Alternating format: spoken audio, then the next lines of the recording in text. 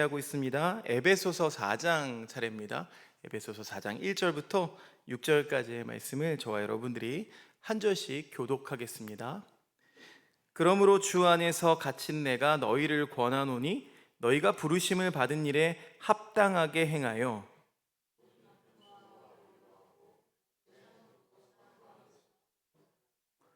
평안에 매는 줄로 성령이 하나 되게 하신 것을 힘써 지키라.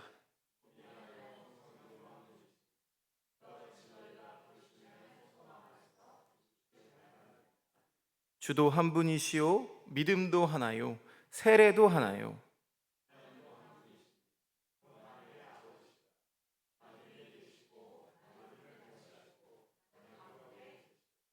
아멘. 에베소서 말씀을 함께 나누고 있습니다. 사랑하는 교우 여러분, 오늘 말씀은 바울의 권면으로 먼저 시작됩니다. 부르심에 합당하게 행하여라. 부르심에 합당하게 행하라, 이런 말을 들으면은요, 우리 마음 한켠이 조금 무거워질 수 있습니다. 그러니까 이 말을 들으면 뭔가 지금보다 더 잘 살아야 될 것 같고, 지금보다 신앙이 더 나아져야 될 것 같고, 주님 앞에 뭔가 더 보여드려야 할 것 같은 부담이 따라오는 성경 구절이기 때문입니다. 그런데요, 오늘 이 바울의 말은요, 우리를 다그치는 명령이라기보다는 이미 하나님이 우리 안에 시작하신 그 은혜의 이 삶의 방향을 맞추라는 이 초대에 가깝습니다. 모이십시오, 오십시오, 이런 것과 같은 거예요. 4장 1절 말씀을 세번역 성경으로 다시 한번 읽어볼까요? 시작. 그러므로 주님 안에서 갇힌 몸이 된 내가 여러분에게 권합니다. 여러분은 부르심을 받았으니 그 부르심에 합당하게 살아가십시오. 세번역 성경으로 보니까 조금 그 부담이 줄어드는 것 같죠. 여기에 나오는 합당하게라는 말은 헬라어로 악시오스인데요. 악시오스. 저울에 이렇게 양편이 균형을 이루듯이 우리가 받은 어떤 부르심의 무게와 부르심과 이 삶이 이렇게 어울리도록, 균형을 맞도록 살아가라, 그런 뜻입니다. 그러니까 바울의 말은요, 바울의 이 권면은 너 지금보다 더 잘해라, 이런 말이 아니라는 거예요. 이미 받은 은혜에 어긋나지 않게 살아라, 이 말입니다. 여러분, 제가 주구장창 말씀드리지만 이 신앙이라는 게 무언가를 자꾸 더 얻는 게 아니라고 말씀드렸죠.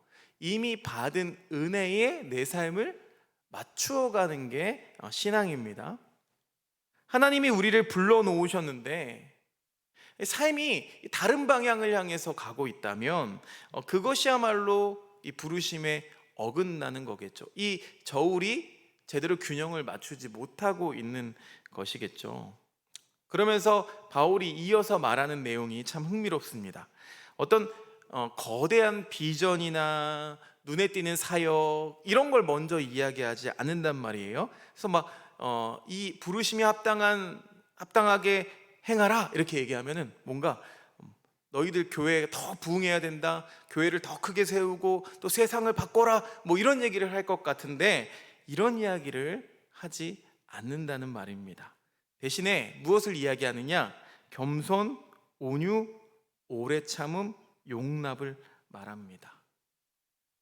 너무 작아 보이는 것들, 너무 일상적인 것들, 그래서 오히려 더 놓치기 쉬운 것들이 아닐까요? 그런데 바울은요, 바로 여기에 교회의 생명이 달려 있다라고 보는 겁니다. 왜냐하면 신앙이라는 것은 어떤 거창한 담론보다 우리 삶의 관계의 자리에서 더 적나라하게 드러나기 때문입니다. 누군가 나를 불편하게 할 때, 내 말이 잘 받아들여지지 않을 때, 내가 좀 억울하고 속상한 일을 만났을 때, 그때 내 안에 무엇이 살아있는지가 잘 드러납니다. 예배당 안에서는 잘 알 수가 없어요. 예배당 안에서의 표정은 단정하고 거룩해 보일 수 있죠. 우리가 기도할 때의 태도도 경건해 보일 수 있습니다. 그런데 일상 속 관계에서는요, 이 감추어 두고 있는 그 중심이 바로 드러납니다. 그래서 바울은요, 교회의 질서를 말하기 전에 교회의 마음을 먼저 살피라고 말하고 있는 겁니다. 이 교회가 무엇을 하느냐 이전에 교회가 어떤 마음을 가져야 하는지가 더 중요하다고 이야기하고 있는 겁니다. 2절 말씀 같이 세번역 성경으로 다시 한번 읽어볼까요? 시작. 겸손함과 온유함으로 깍듯이 대하십시오. 오래 참음으로써 사랑으로 서로 용납하십시오. 겸손과 온유로 깍듯이 대하십시오. 오래 참음으로 사랑으로 서로 용납하십시오. 여기서 바울이 말하는 겸손과 온유와 참음과 용납, 이런 것들은 그냥 단순히 성격이 좋은 사람의 특징이 아니죠. 본래 어떤 유순한 성품을 가진 사람의 장점을 말하는 게 아닙니다. 이건요, 복음이 사람 안으로 들어왔을 때 맺히는 열매입니다. 성령의 열매와 거의 다를 바가 없죠. 자기 자신을 비우신 그 그리스도의 삶, 끝까지 품으신 예수님의 마음, 그리고 상처받고도 끊어내지 않으신 그 사랑이 이 사람 안으로 들어왔을 때, 흘러 들어갈 때 비로소 나타나게 되는 태도인 겁니다. 그러니까 겸손은요, 여러분, 타고난 미덕이 아닙니다. 은혜를 경험하는 사람이 갖게 되는 애티튜드가 겸손입니다. 여러분, 온유는요, 지난 주일 설교에도 말씀드렸지만 어떤 기질이 아니라, 온순한 기질이 아니라 십자가를 통과한 사람이 배워가는 마음입니다. 십자가를 통과했기 때문에, 고난을 함께 통과했기 때문에 어떤 일이 벌어질지, 장차 어떤 일이 벌어질지를 미리 보는 거죠. 그 부활의 빛을 보는 사람이 온유할 수 있는 거죠. 우리는 자꾸 이걸 어떤 성격의 문제로 오해하곤 합니다. 그래서 난 성격이 못돼 먹었어, 난 성격이 이래서 안 돼, 이렇게 하고 그냥 넘어가 버린다는 거예요. 그런데 여러분, 성경은요, 성격보다 더 깊은 곳의 변화를 이야기합니다. 예수님 믿는다고 성격이 변하는 게 아니에요. 여러분, 성격보다 더 깊은 곳, 이 중심의 변화를 이야기합니다. 내가 중심이던 삶에서 그리스도가 중심이 되는 삶으로 이렇게 옮겨갈 때 비로소 사람을 대하는 태도가 바뀌기 시작합니다. 우리는 종종 관계가 힘들면 이런 생각을 하죠. 저 사람 좀 정신 차렸으면 좋겠다, 저 사람 좀 달라졌으면 좋겠다, 이렇게 생각합니다. 그래서 저 사람이 지금보다 조금만 더 부드러우면, 저 사람이 나를 조금만 더 이해해 주면, 저 사람이 좀 변하면 우리 관계가 괜찮아질 텐데, 이렇게 생각하는데요, 바울은 그 방향을 정반대로 돌려놓는 거예요. 네가 먼저 겸손해라, 내가 먼저 부드러워져라, 내가 먼저 참아라, 내가 먼저 품어라. 여러분, 이게 바로 복음의 방식 아니겠습니까? 왜 이게 어려울까요? 왜 우리는 이걸 잘 못할까요? 우리는 이미 너무 오랫동안 나를 중심으로 두고 살아왔기 때문입니다. 내가 옳다고 생각하고 내 판단이 저 사람의 판단보다 더 정확하다고 믿고 내 마음 상한 것이 저 사람 마음 상한 것보다 더 아프다고 느끼는데 익숙하기 때문입니다.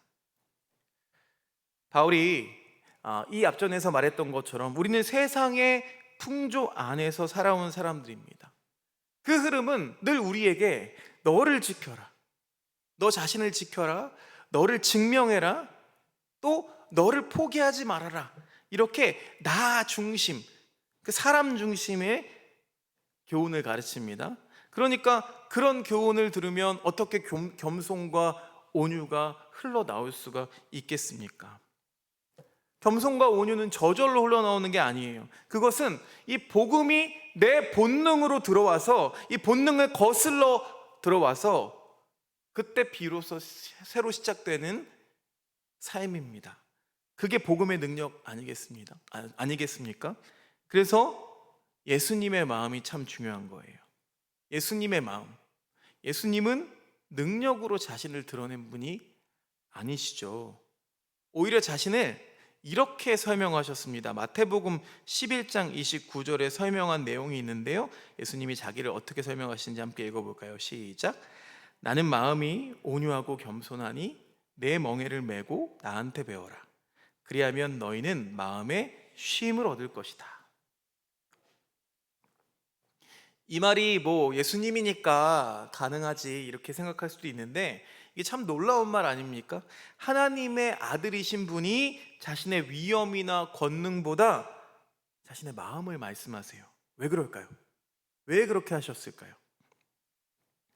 예수님은 아셨던 거예요. 사람을 진짜로 변화시키는 것은 이 힘의 위압이 아니라 사랑이기 때문이라는 걸, 사랑이 할 수 있다는 것을 예수님은 아셨기 때문입니다.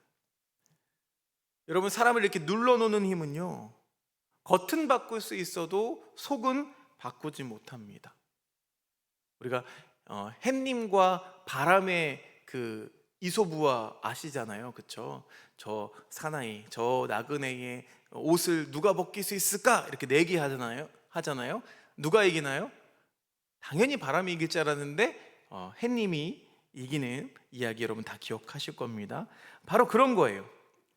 예수님은 사람을 몰아붙이지 않으셨습니다.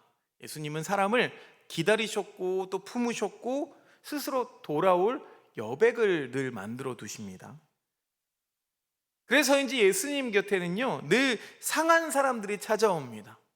그들이 찾아와서 예수님 곁에서 숨을 쉽니다. 여러분, 예수님이 있는 교회는 그럼 어때야겠어요? 동일해야겠죠. 똑같아야겠죠. 상한 사람이 오는 거예요. 여기서 숨을 쉬는 겁니다. 그래서 사람을 막 눌러서 맞추는 공동체가 아니라, 뭐 제가 교회 욕하는 건 아니고 큰 교회 욕하는 건 아닙니다. 집사님 되려면, 권사님 되려면, 장로님 되려면 전도 교육도 받으셔야 되고요, 이런 것도 해야 되고요, 저런 것도 해야 되고요, 이거 다 맞추면 직분드립니다, 이런 거 우리 안 하잖아요. 왜 그럴까요? 그게 진짜 교회가 아니기 때문이에요. 우리 교회는 어때야 됩니까? 은혜 안에서 사람을 살리는, 사람을 숨쉬게 하는 공동체가 되어야 할 줄로 믿습니다. 그리고 바울이 이어서 아주 중요한 말을 합니다. 4장 3절 말씀 세번역 성경으로 역시 읽어보겠습니다. 시작. 성령이 여러분을 평화의 띠로 묶어서, 잘 보셔야 돼요. 순서가 있습니다. 바울은요, 하나 되게 해라 이렇게 명령하지 않습니다. 하나 되게 하신 것을 지키라 라고 말합니다. 그러니까 하나됨이라는 것은 우리가 만들어야 할 목표가 아니라는 거예요. 이 하나됨이라고 하는 것은 하나님이 이미 우리에게 주신 현실인 줄로 믿습니다. 이게 교회론적으로 봤을 때 아주 중요한 말이에요.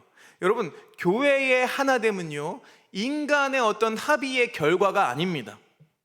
성부와 성자와 성령 하나님 안에 있는 그 하나됨에 우리가 함께 참여하는 사건입니다.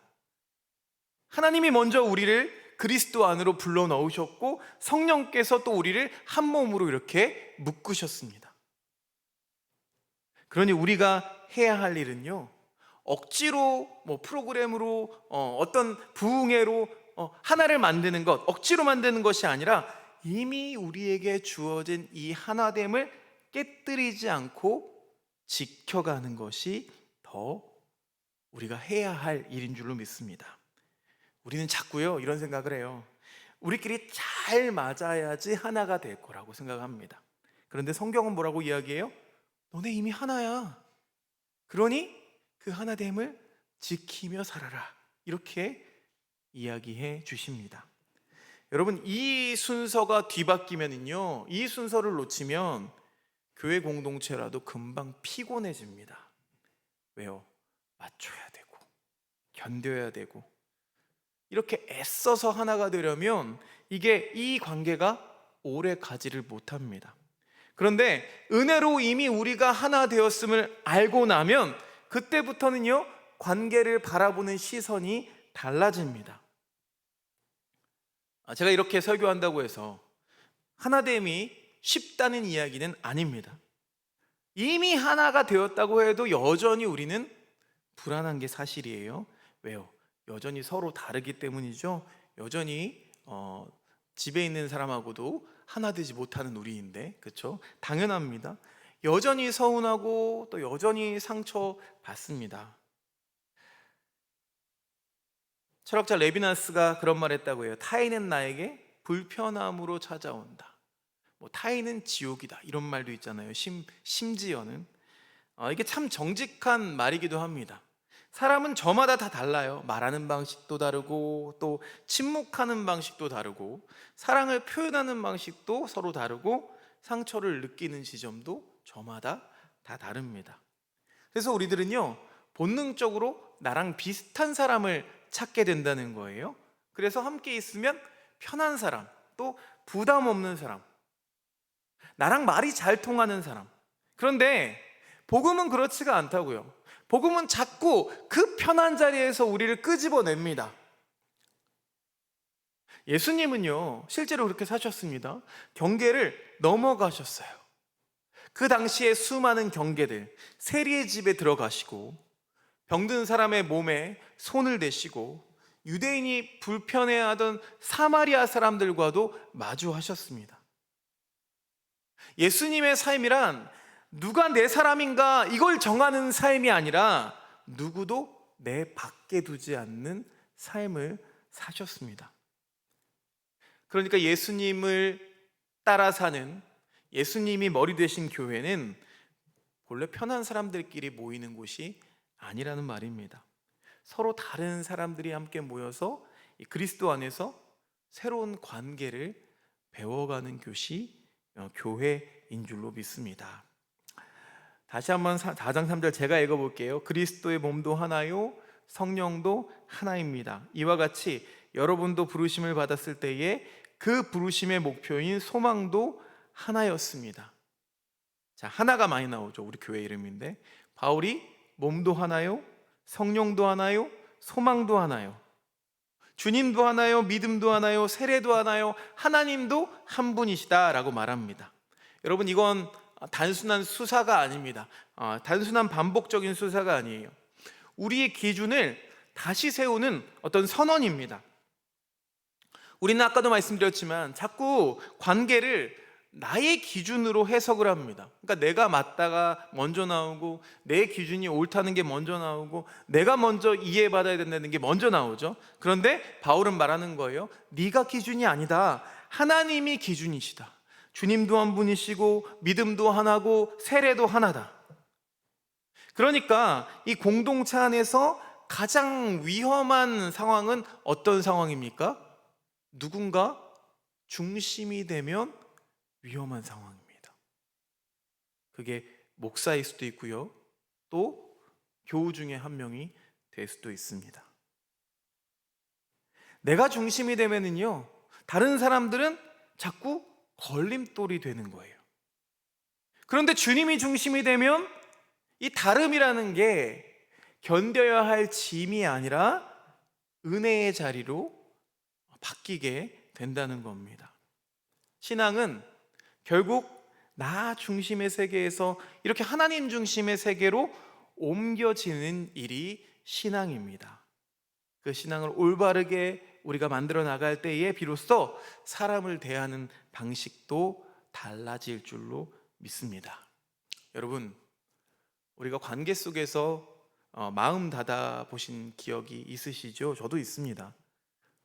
분명 큰 일도 아닌데 제가 오늘 뭘 보다가 캡처를 해뒀어요.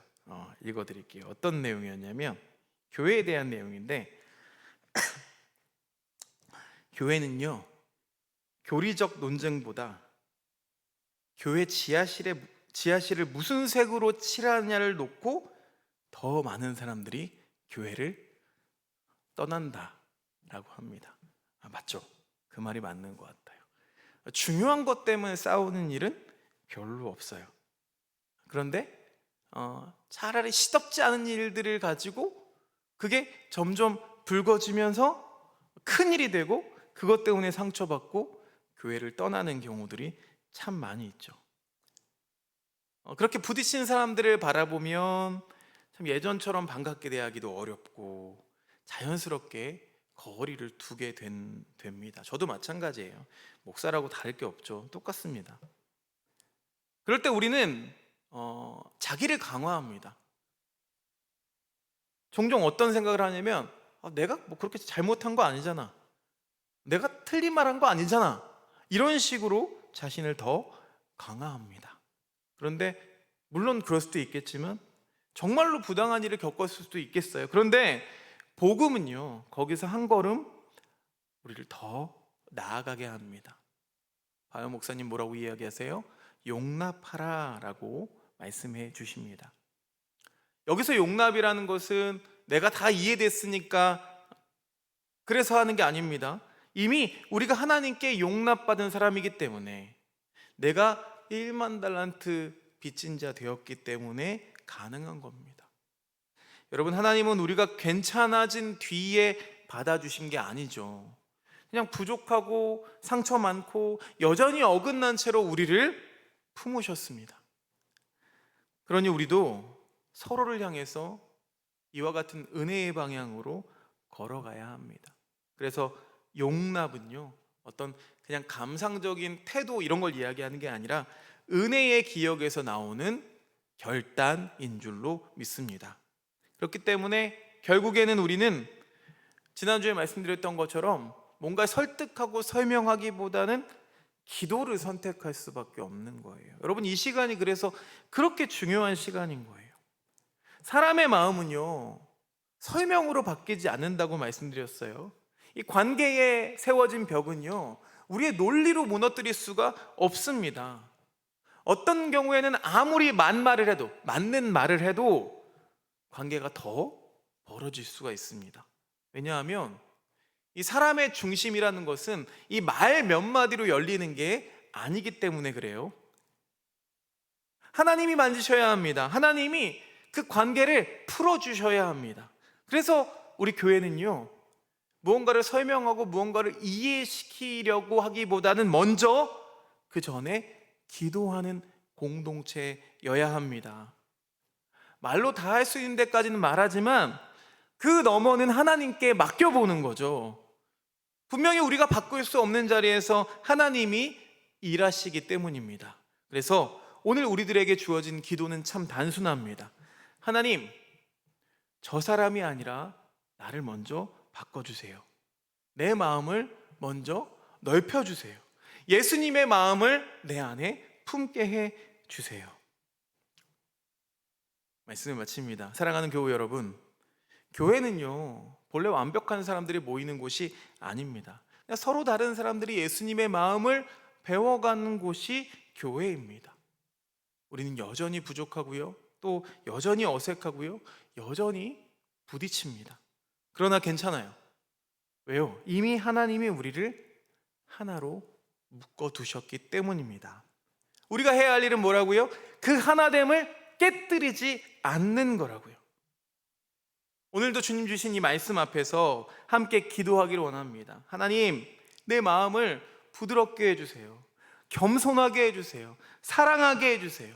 여러분, 이 기도가 쌓이고 이 기도 속에서 성령님이 일하실 때 우리 공동체가 조금씩, 우리 교회가 반드시 하나의 모습으로 나아가게 될 줄로 믿습니다. 제가 먼저 기도하고 우리 같이 함께 기도하겠습니다. 하나님 아버지, 우리에게 하나됨의 은혜를 주셨음에도 우리는 여전히 나를 중심으로 살아왔음을 고백합니다. 주님, 우리 안에 고집을 내려놓게 하시고 겸손과 온유의 마음을 주시옵소서. 예수님의 마음을 품게 하시고 사랑으로 서로를 용납하게 해주시고 성령이 하나 되게 하신 것을 지켜가게 하옵소서. 주님, 우리 공동체가 그냥 편한 공동체가 아니라 은혜로 하나 되는 공동체 되게 하옵소서. 이 모든 기도를 들으실 주님께 감사드리며 예수 그리스도의 이름으로 기도드립니다. 아멘.